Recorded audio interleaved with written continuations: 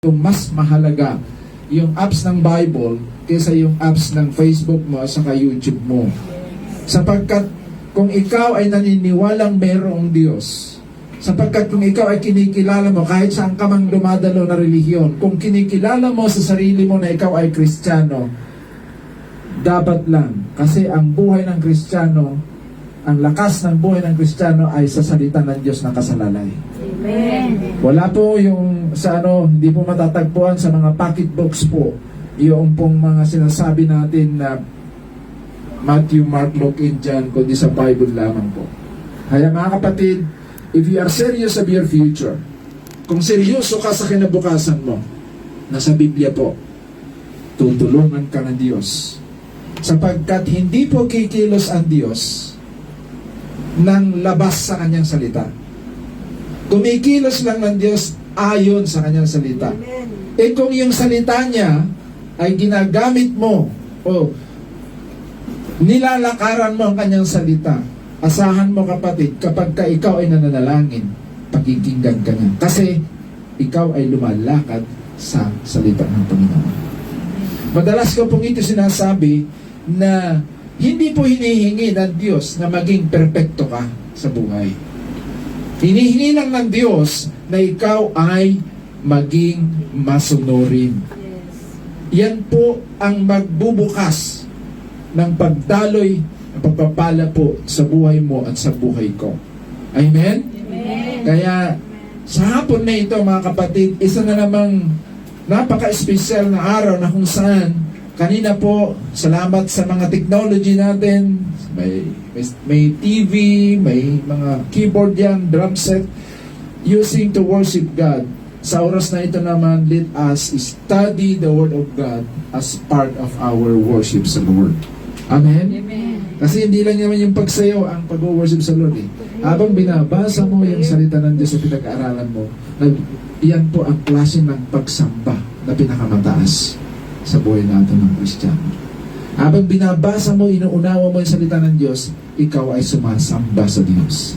Aniwanan po. Amen. Kaya kahit pumupunta ka sa simbahan, kung hindi ka nagbabasa ng salita ng Diyos, hindi po yun talagang yung uri ng pagsamba yun. Hallelujah. Sa hapon na ito ay buksan natin po doon sa Book of Luke, sa aklat ng Lucas, chapter 18, verses 18 to 25. Yan. Chapter 18, verse 18 to 25. Nung nakaraang Sunday, pinag-usapan natin yung patungkol po sa kaharian ng Diyos. Sa Biblia po, ang itinuturo doon, pag binanggit po ng Kingdom of Heaven at sa Kingdom of God, parihas lamang po iyon. Sapagkat sa kaharian ng Diyos, siya ang nagahari. Hello? Ang kaharian ng Diyos sa langit, yun sinasabi natin, Kingdom of Heaven. At dahil po sa panalangin natin, yung sinasabi ko ng nakaraang Sunday, na yung panapanalangin madalas ng ating pong mga kababayang Katoliko, ay Ama namin, sumasalangit ka, sambahin ang ngalan mo, mapasa amin ang kaharian mo. Yes. Yun po yung panalangin na tinuro po ng Panginoong Hesus sa mga alagad. Kaya kapag kayo'y nananalangin, hayaan nyo na ang Diyos ay maghari sa buhay mo, maghari sa pamilya mo, sapagkat sa kaharian ng Diyos, matatagpuan ang daily bread. Di ba susunod doon? Mapasa amin ang kaharian mo dito sa lupa gaya na sa langit. Bigyan mo kami ng aming kakainin araw-araw. Hallelujah! Amen. Hindi unang humingi ng kakainin, kundi ang tinuro ng Panginoon, maghari ang Panginoon. Sapagkat kung saan naghahari ang Panginoon sa problema mo, sa pamilya mo, I'm telling you, when you pray, God will answer your prayer. Amen. Amen? Napakahalaga. Ang kaharian na sinasabi natin po, hindi po literal na kaharian. Katulad ng United Kingdom, hindi po literal yon. Ang kingdom na sinasabi dito sa Biblia ay spiritual kingdom. Hindi natin nakikita, but there is power. The power of God ay kumikilos sa buhay mo at sa buhay ko. Paliwanag po mga kapatid, Amen. ang mga tao na nagsuko ng kanyang buhay sa Diyos at nirecognize niya, tinanggap niya ang Panginoong Hesus bilang sariling Panginoon at tagapagligtas ng kanyang buhay, siya po ay mamamayan sa kaharian ng Diyos. At kapag ikaw ay mamamayan sa kaharian ng Diyos, lahat ng blessing sa kaharian ng Diyos po pwede mong matanggap, po pwede mong maranasan. Amen. Sabihin mo sa katabi mo, pinagpala kang tunay.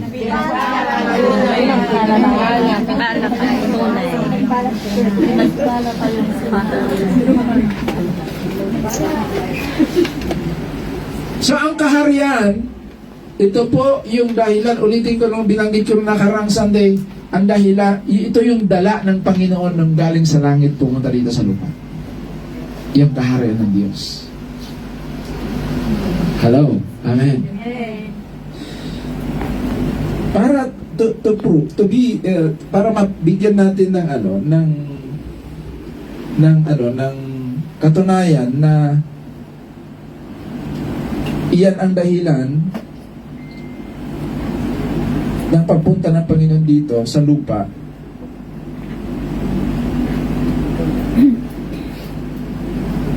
Ay tingnan natin, buksan natin doon sa muna, bago natin basahin yun.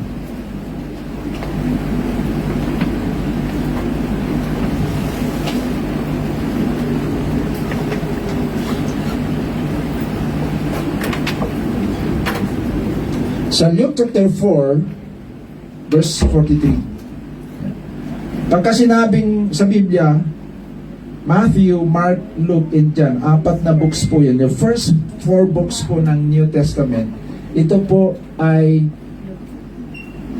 lahat po yung 4 na alagad po ng Panginoon na yan, sinulat nila kung anong itinuro at anong nakita nila na ginawa ng Panginoong Hesus at paano nakikipag-communicate sa kanila ang Panginoon. Sabi dito sa 43, sabi niya, but he said to them, yung mga kausap niya, I must preach the good news of the kingdom to the other towns as well.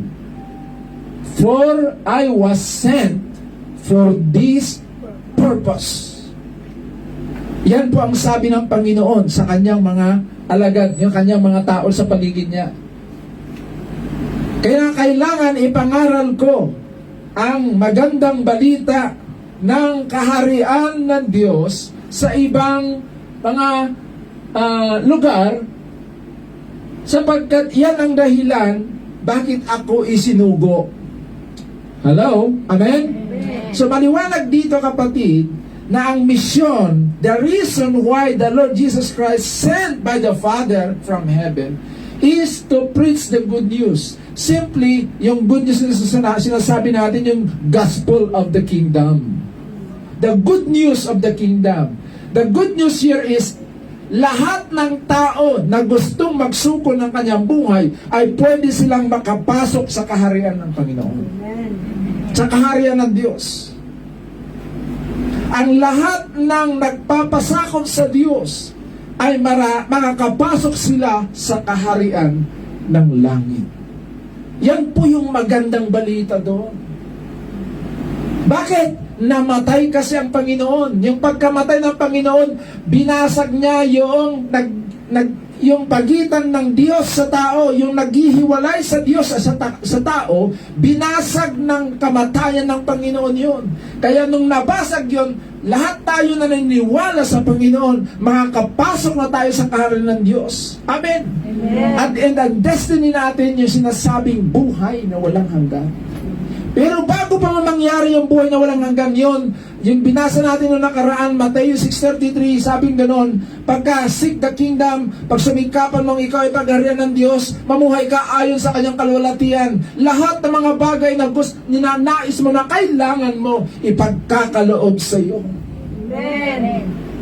Amen. Hindi nagturo ang Panginoong Hesus. Mula nung first day niya ng pagtuturo hanggang sa pag-akyat niya sa langit, hindi po siya nagturo kailanman ng relihiyon. Nagturo siya patungkol sa kaharian. Kaya ang solusyon ng buhay ng tao Lahat ng pangailangan, spiritual and material, ay hindi po relihiyon, kundi po yung kaharian na may relasyon ka sa hari, sa Diyos, na lumalang at nagbigay ng buhay mo. Amen.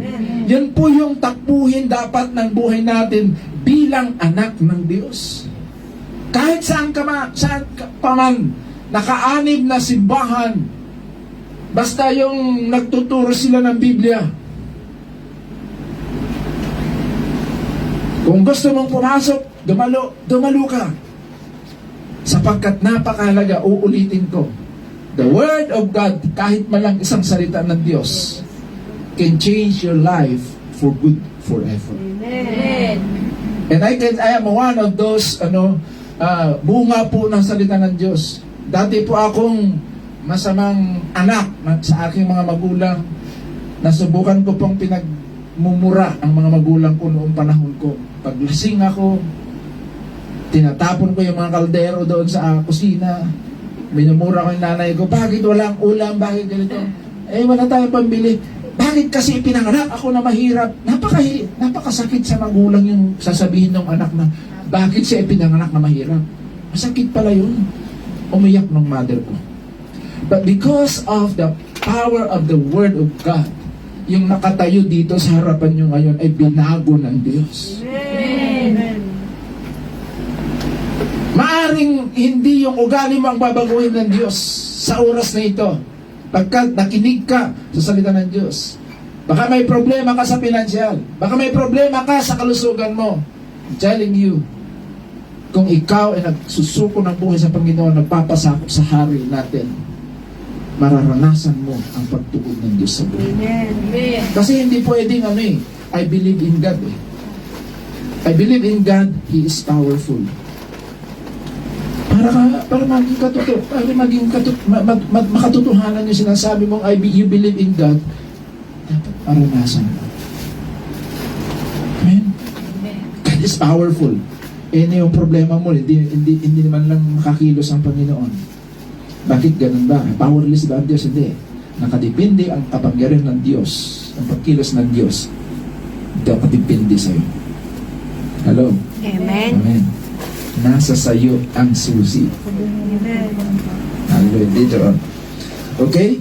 Yan po ang reason. Bakit napunta ang Panginoong Hesus? Upang ipangaral patungkol sa magandang balita na ikaw at ako, ang plano ng Diyos sa buhay mo ay paangat ng paangat. Ang plano ng Diyos sa buhay mo ay payaman ng payaman. Yung kayamanan dito, doon yung interpret niya, huwag lang sa pera. Mayaman sa pag-ibig. Yan. Mayaman sa kaibigan.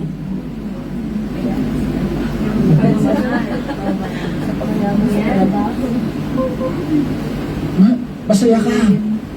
Masaya ka sa asawa mo. Hindi ka niluloko. Dati pinapaiyak ka, ngayon pinapatawa ka na. Diba?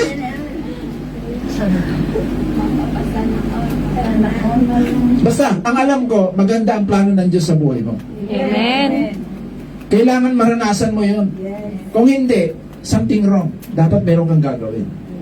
Sabihin sa katabi mo, dapat meron kang gagawin. Meron tayong gagawin. Marami tayong gagawin.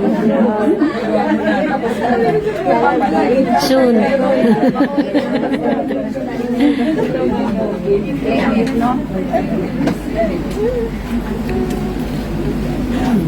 Di sa totoo lang, bago kasi kami kinasal ni Pastor Romero, ay di pa naman ako dati nag-church eh. Nakilala ko muna mas nauna kong nakilala ang Panginoong Hesus bago ko siya niligawan. Bago niya ako sinagot pala. Bago niya ako sinagot. Uso pa ang nun, yung love letter. Nung naniligaw pa lang. Kasi nag-aaral siya ng college. Nag-aaral naman ako ng college sa Pangasinan sila. Ako naman La Union. Pag sumusulat siya, nagre-reply sa love letter ko. Love letter nga lang, pero love naman ng Diyos ang sinasabi niya po. May mga versikulo siya doon sinasabi. Tumagal kami ng nagsusulatan kami, 1 taon. Umabot ng 2 taon. 2 taon pong niligawan. Pero within that 2 years, na-encounter ko ang Lord sa buhay ko. Kasi may kaklase akong nag-invite sa akin during the week ng gawain na katulad nito sa amin sa San Fernando. May nagpipreach doon. Tinamaan ako ng sermon. Totoo nga. Kasi by that time talagang down na down din ang buhay ko. Kaya ako naglalasing. Kasi pambihira, pinastid ako ng unang nililigawan. Pero ginamit, magaling ng Lord eh. Yung pagka masisira na ang buhay ko, ginamit ng Diablo ay babae. Ginamit din ng Diyos ang babae para ma-restore yung aking pong buhay. Ang galing ng Diyos. Kaya ang problema mo pera din ang solusyon.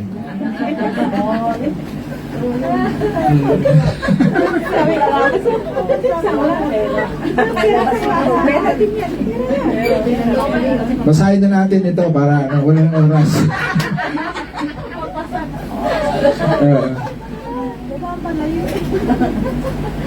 Napag-usapan natin sa kingdom kasi yung ating original text po, yung seek ye first the kingdom.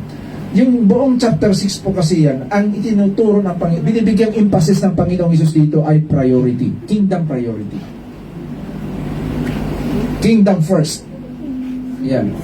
Kasi kapag ka inuna mo ang kaharian ng Diyos, everything you need shall be met. Matutugunan. Yun yung, everything shall be added unto you. Huwag nyong biro-biroin yung sinabi ng Panginoon yun. Kasi baka hindi mo alam, yun yung solusyon ng problema mo ngayon. Gawa ka ng gawa. Ngawa ka ng ngawa.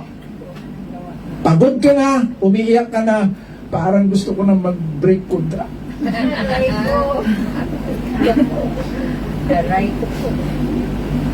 Kaya yun. Sa una, wala. Kapag kasi alam mo yung mga dapat unahin mo, yung priority ba? Dapat mong unahin, magiging maganda ang resulta ng iyong mga gagawin.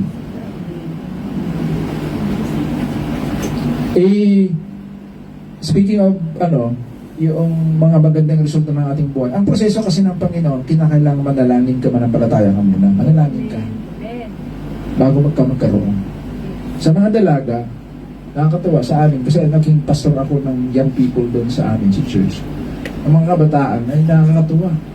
Maghanap muna sila ng gwapo, saka sila mag-pray. Siya ang gusto ko, Lord. Hindi na your will be done. Kaya maraming nagkaka-problema ngayon na may asawa. Kasi nakapangasawa sila na hindi yung tamang lalaki sa buhay nila. Nakuha natin yung ibig sabihin? Guwapo kasi. Tumibok ang puso. Oo. Inuuna mo kasi yan eh. Mas maganda. Hindi ka pa nakahanap.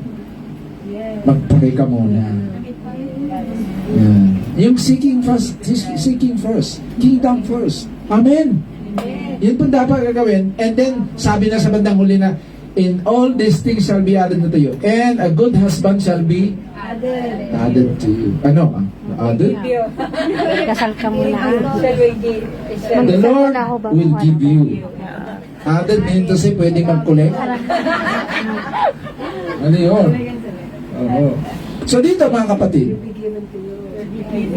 ang topic natin ngayon is the test of kingdom first. Paano natin masusubukan sa ating mga sarili na talaga yung kingdom first yung ating dinadala sa ating mga isipan? Na talaga ang Diyos ang priority natin sa buhay natin. Na ang Diyos kaysa family. Alam niya, nagbigay ng family natin ang Diyos.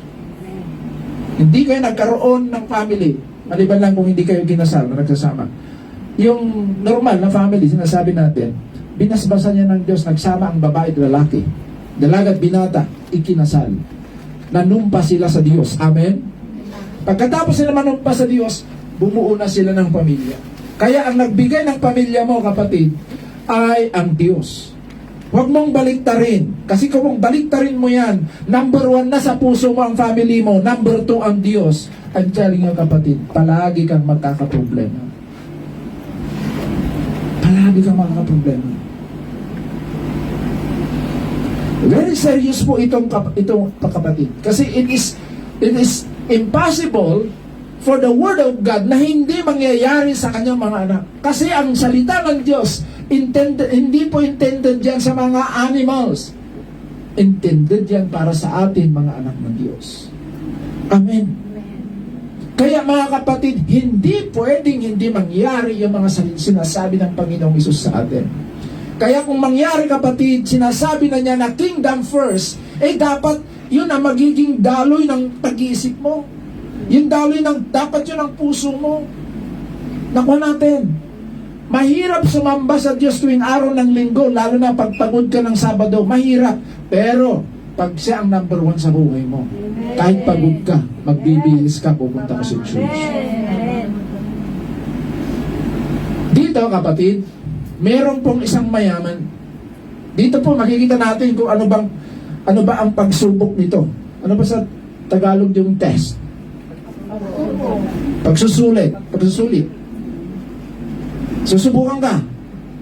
Talaga ba yung siya ba ang number 1 sa buhay mo? Yan. Siya ba ang priority mo sa buhay mo? Yan yung ibig sabihin. At lumapit itong mayaman. Sabi rito, and a ruler asked him, "Good teacher, what must I do to inherit the eternal life?" Yung ibang salin, to enter to the kingdom of God. Kingdom of heaven. Okay. And Jesus said to him, "Why do you call me good? No one is good except God alone. You know the commandments."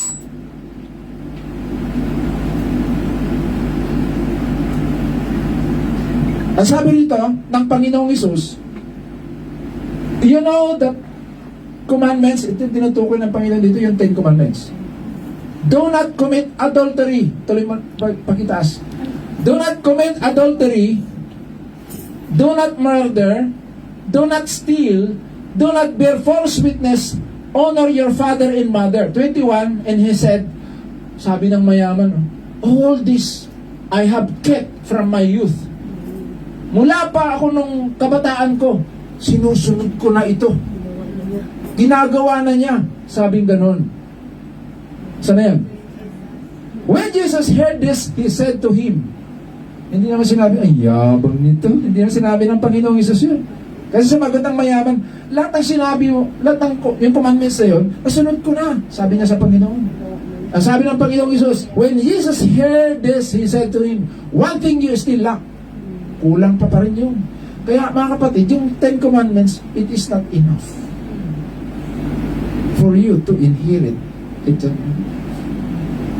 The big question. Sasagutin natin mamaya.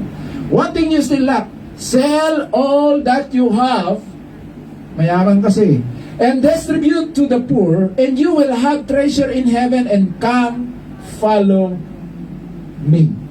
But when he heard these things, he became very sad, said, how difficult it is for those who have wealth to enter the kingdom of God. 25, for it is easier for a camel to go through the eye of the needle than for a rich person to enter the kingdom of God. Ang ganda na tayo. Kasi yung sumunod question na yun, hindi napakahirap magmasok sa langit.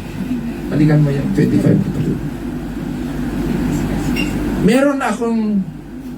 Meron gusto ng Diyos na 3 bagay dito na 3 puntos na nais iparating sa atin ng Diyos sa ating tekstong ito, sa binasa ito. Paano natin nasusubukan na sila talaga ang priority ng ating buhay? Ano ba yung what it requires really to enter the kingdom of God? Really requires yung sinasabi natin na siya ang number 1. Ano ba dapat ang gagawin natin para masabing siya ang number 1 sa buhay natin? Ayun, natumpok natin.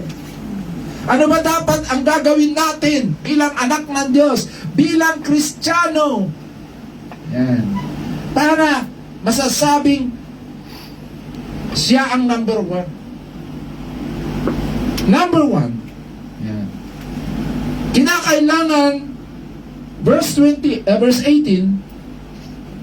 Doon sa verse 18, meron akong gustong basahin natin doon. Yung ruler, yung mayaman na hindi lang basta mayaman eh. Mayaman na ito, may posisyon pa ito. Marami siyang tauhan. Yan, hindi basta-bastang tao ito.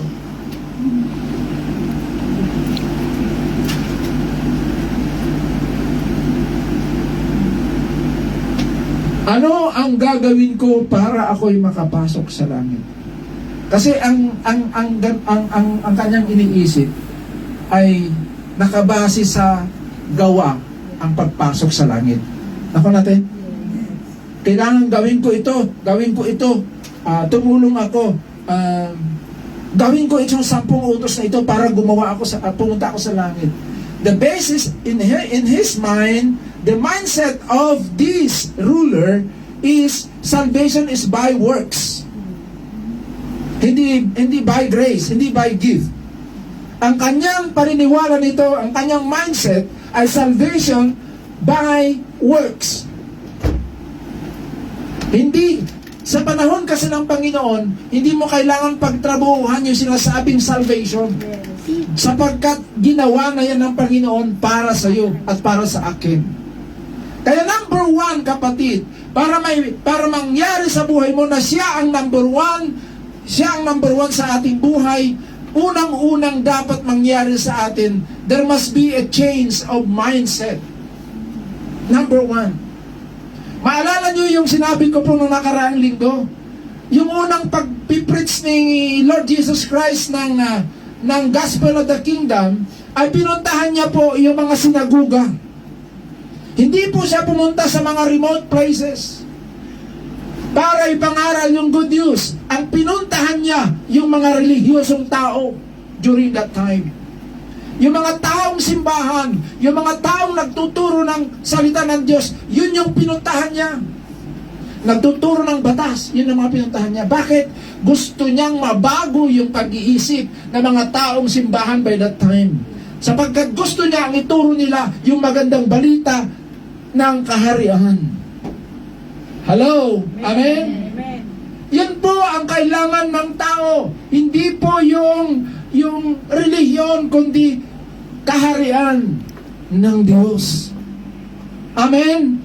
At sad to say, until now, marami pong ganong klaseng pag-iisip. Gawin ko ito para pumunta ako sa langit, maging mabait ako, para ako, mabawasan naman yung kasalanan ko. Salvation is not by works. It is the gift of God. But, tingnan mo natin ito, kapatid. Para maranasan mo yung salvation na ginawa ng Panginoong Jesucristo sa krus ng Kalbaryo, kailangan mabago ito. Hello? There must be a change of mindset, not a change of religion. Binanggit na ni Pastora kanina yan, Pastora niya. Change of mindset. Yung dati mong mga kaisipan na hindi umaangkop sa turo ng Panginoon, palitan mo yon. Hello? Amen. Hindi turo ni Pastor Lito, turo ng Panginoon sa Biblia. Amen? Amen. Yun dapat ang alisin natin at ipalit natin yung itinuturo ng Panginoon. Kaya kinakailangan ang dapat pong pangaral ay nakabase po doon sa Biblia. Amen? Amen. So ito po mga kapatid, unang-unang dapat mangyari sa buhay ng isang tao, dapat mayroong pagbabago sa isip. Actually, buksan mo Sister Babes sa Matthew chapter 4 verse 17. Ito po yung patungkol sa repentance. Okay? From that time, Jesus began to preach, saying, "Repent, for the kingdom of heaven is at hand." Yung kaharian ng langit ay bumaba na. Sapagkat narito na ang Panginoon. Kung saan yung hari, nandun din yung kaharian. Naliwanag po. Because the king is the kingdom, is the king of the kingdom. Ulitin ko, yung king ay hari. Yung dom, galing sa word na domain, ito po yung nasasakupan. Kaya kingdom. Okay? So dito kapatid, yung salitang repent, para ikaw, iyan ang requirement ng pagpasok sa kaharian ng Panginoon. Yung repent, sa Hebrew, sa Greek translation, hango doon sa salitang change of mind. Hello? Hindi po yung normal na sinasabi natin yung repent na magsisi ka kasi pinatay mo yung aso ng kapitbahay mo, nanloko ka ng tao kaya magsisi ka na. Iba naman po yun. Ang repentance po ay pagbabago ng isip. Alam niyo po ba na kung gusto mong magbago ang buhay mo, kapatid, sawa ka na sa buhay mong ganyan. Huwag magbago ng kung saan-saan ka magpunta. Unang gagawin mo, magbago ka ng takbuhin ng pag-iisip mo. Kapag ka nagbago ang takbuhin ng pag-iisip mo, magbabago na rin ang kalagayan ng buhay mo. Hello? Kasi dito nagmumula lahat ang mga kinikilos natin. Di ba nararanasan niya yung ano? May masakit na salita narinig kayo sa employer niyo? Mamaya, masama na ang pakiramdam mo. Nagtatampo ka na rin. Mabigat na ang pakiramdam mo. Bakit? Narinig mo, pumasok sa tenga. Dinigest dito, prinasos dito sa mind. Mamaya, iba nang nararamdaman mo. Kasi words can translate into emotion. Words through yung ating pong mga mind. Maliwanag po mga kapatid. Kaya sabi po ni Haring Solomon sa Proverbs na kung ano ang nilalaman ng isip mo, yan ang kung sino ka. Ngayon, kung anong karga ng utak mo ngayon, kung ano yung takbuhin ng utak mo, yun yung klaseng buhay meron ka.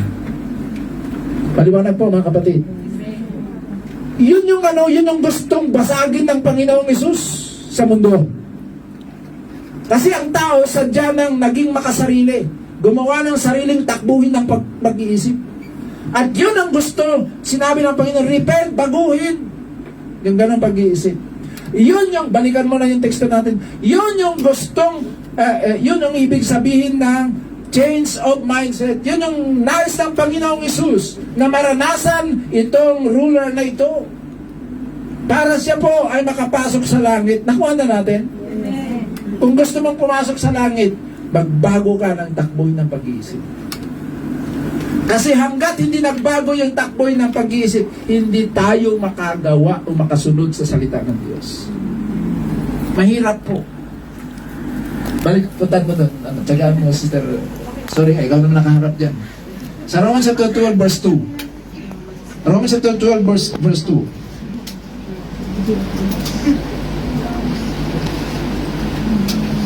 Tingnan mo kapatid. Verse 2.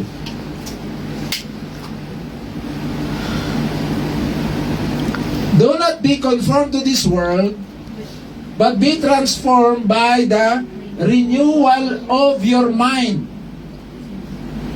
that by testing you may discern what is the will of God, what is good and acceptable and perfect. Paki-ano mo doon sa KJV. Be not conformed to this world, but be transformed by the renewing of your mind, that you may prove what is good and acceptable, perfect will of God. Kung naiintindihan mo yung acceptable, yung perfect will of God, madali mong gawin, di ba? Kaya lang hindi mo maintindihan yan hanggat hindi nagbabago yung pag-iisip mo, yung takboy na pag-iisip mo. Naku natin mga kapatid. Kaya kung gusto mong magbago ang anak mo, tulungan mo siyang magbago yung sistema ng pag-iisip. Huwag palo. Huwag parusa. Unahin mo yung, tulungan mo siyang magkaroon ng pagbabago ng pag-iisip. Kaya mo yan, anak. Magganito ang gagawin, magganito. Tulungan mo siya, gabayan mo siya. Ang solusyon, ito pa, ang solusyon ng mga lalaking nagluloko sa asawa, alam nyo, ito. Kasi, bago nila gawin yung pagluloko, nandito yun eh. I want to satisfy myself. Wala si misis ko dito. Habang iniisip niya ganun, yun na yung dumadaloy sa isip. Kaya kung ano yung iniisip niya, yun na rin ang gagawin niya. Naku natin. Hallelujah.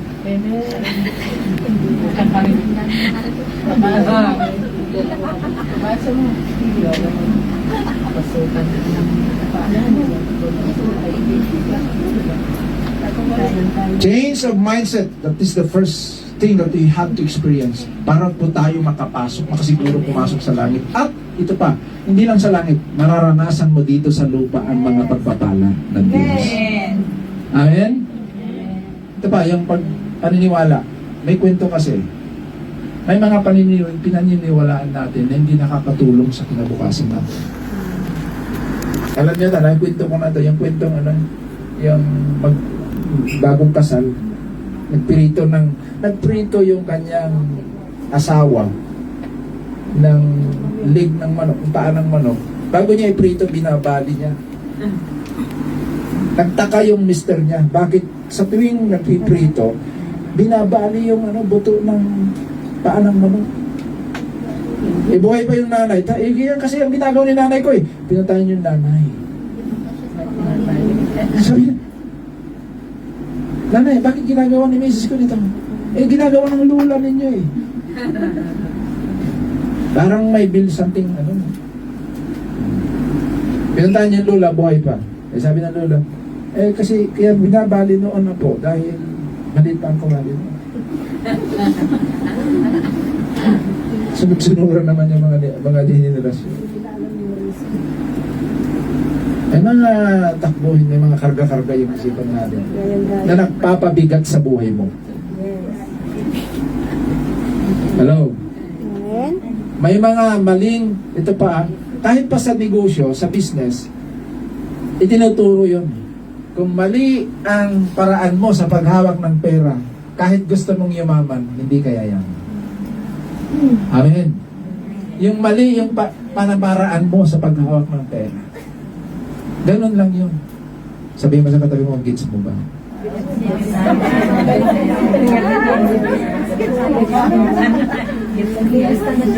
The rich young man, yung teksto natin, balikan na natin. The rich young man, ang isip niya para pumasok sa langit ay gumawa ng sumunod sa 10 utos. Gumawa ng mga bagay na mabubuti. Pero hindi yun yung gusto ng ipaiwati ng Panginoon. Gusto ng Panginoon Jesus na mabago yun. Kaya ang kailangan natin na maranasan para maranasan natin yung blessings ng Lord dito pa lang sa lupa, yung daily bread na sinasabi doon sa prayer. Pag gusto mong maranasan yon, magbago ka ng takbuhin ng pag-iisip. A change of mindset. Amen?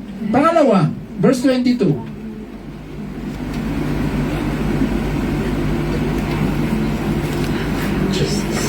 Tingnan mo ginawa ko na yan eh. Yung thou shalt not commit adultery, love your parents. Ginawa ko na lahat yan, sabi ng ruler. Meron kang kulang, sabi ng Panginoon. Balikan mo yung ESV. One thing you still lack, sabi ng Panginoon. Sell all that you have and distribute to the poor. Anong gustong mabago dito ng Panginoon? The change of priority, number 2. The change of priority. Alam nyo, nadidiscern ng Panginoong Hesus na ang priority ng mayaman na ito ay yung kanyang kayamanan. Hello? Ang priority ng mayamang ito ay yung kanyang kayamanan. Kaya nga mali yung kanyang mali yung kanyang mga ginagawa na. Buksan mo, Sister Babes, doon sa Matthew chapter 6 verse 21. Matthew chapter 6 verse 21. Ito sinabi ng Panginoon.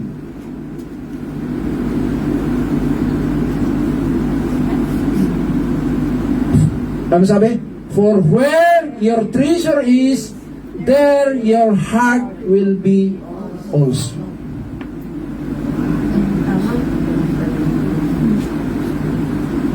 Alam ng Panginoon Gusto nang subukan ng Panginoon kung talaga sa mayaman na ito, sa puso ng mayaman na ito, ang number one ang Diyos. Sinubukan niya. Ibenta mo yung mga ari-arian mo.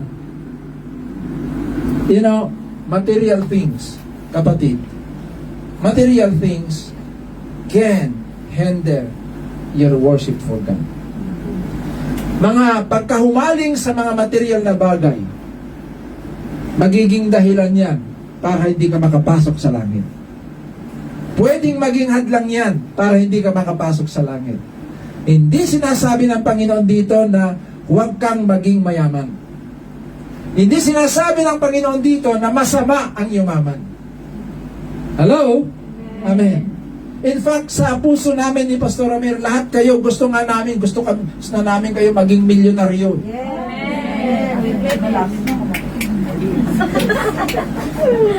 Amen. Hindi. Speaking of billion dapat eh. Speaking of million kasi, mayroon na kayong dumaan na milyon sa kamay ninyo. Magkano sweldo natin? Million na, dumaan. I-convert mo sa peso yung lahat ng sweldo mo, yung 2 years, yung 24 months. I-compute mo sa peso, more than 1 million. Hello? Amen? Dumaan. Ba't pumayag kayo walang natira? Wala pa na change yung mind. Kasi yung kaisipan. Wala pa na change yung mind. Yung kaisipan kasi natin, ibigay todo ko na habang malakas pa ako para sa pamilya ko. Padala ng padala. Kahit wala nang natitira. Sa biglang tingin, tama. Pero when it comes sa stewardship o sa pamamahala, sa management, mali. Hindi masama, mali. Kaya pagdating ng 2 taon, pagbakasyon sa Pilipinas, walang baon, mangungutang. Pagbalik galing Pilipinas, pagbalik dito, bayad utang. Ganun nangyari. Hindi ako nagpapatama dito. Kasi 20 years ko na dito sa Hong Kong. Marami na akong nakasalamo ang mga kababayan natin dito. Yun yung common na nangyayari. Wag naman, kapatid. Galing ka sa Pilipinas, pumunta ka dito, nangutang ka. Pag mag-forgood ka na, puno-puno ka pa rin ng utang, wag naman. Sabihin mo sa katabi mo, wag naman.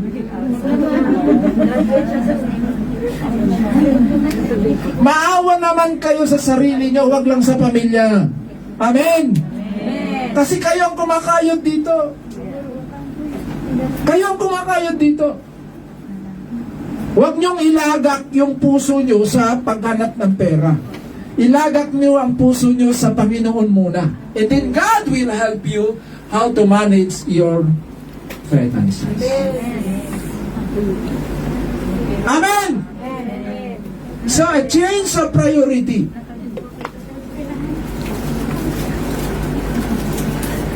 Kaya lang nakakalungkot dito. Verse balikan mo na Sister Babes. Yung si ruler na ito, nung sinabi ng Panginoon na ibenta mo, anong reaksyon niya? Nalungkot. Bakit? Nandun sa kayamanan niya ang priority niya sa buhay. I believe nabasa niya sa Facebook nung kung gusto mo makilala ang tao, utangin mo. Bakit? Ang pera daw ay nilalantad niya yung totoong pagkatao ng isang tao. Yung pera. Inilalantad niya yung totoong pagkatao mo. Yung pera. Kaya nailantad dito eh. Yung kayamanan, yung kay ruler. Ibaba mo doon sa 2022.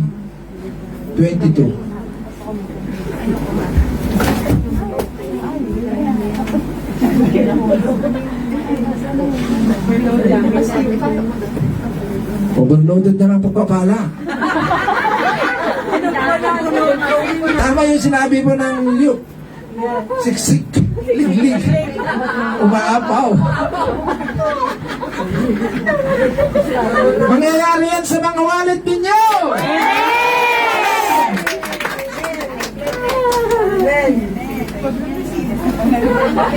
Pera, resibo. Okay. Dito, ang sabi niya, one thing you still lack, sell all you have and distribute to the poor, and you will have treasure in heaven. And then, sa bandang huli, so, ayusin nga muna, parang sinasabi ng Panginoon, ayusin mo yung priority mo. Baguhin mo yung priority mo, and pagkatapos noon, sumunod ka sa akin. Sabi gano'n, and come, follow me. Ano yung number 1 kanina? Para maranasan natin yung masubok yung talaga, kung talagang number 1. Mindset. Change of mindset. Number 2, change of priority. And number 3 is the change of direction. Change of direction. Kasi, sabi ng Panginoon, follow me. Iba kasi yung pina-follow niya eh. Yung kayamanan niya. Sinusunod niya kasi yung gusto niya. Di ba ang sabi doon sa Our Father, thou art in heaven, hallowed be thy name, thy kingdom come, thy will be done. Not your will be done. Ang kalooban ng Ama, dapat ang Diyos ang maganap sa buhay natin. Amen. Kaya sinasabi ng Panginoong Hesus dito ngayon, baguhin mo kung sino-sino yung sinusunod mo. Sinusunod mo yung prinsipyo ng mundo? Hindi. Sinusunod mo yung mga kung saan kumita ng pera, doon ka. Kung saan ng kumikita ng mga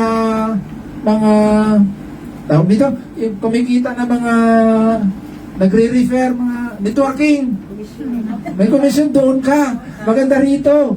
Ayan. Kung saan yung doon ka. Sinasabi ng Panginoon dito, kapatid, so siya ang sundin natin. Amen. Kailangan magkaroon ng pagbabago, a change of direction. Dalawa lang naman ang direksyon dito sa mundong ito eh. Kaliwa, sa kanan. Sa impyerno, sa langit. Diba? Taas, baba. Dalawa lang ang klaseng buhay dito sa mundo. Hindi komplikado. May masaya, malungkot. Mayaman, mahirap. Maganda.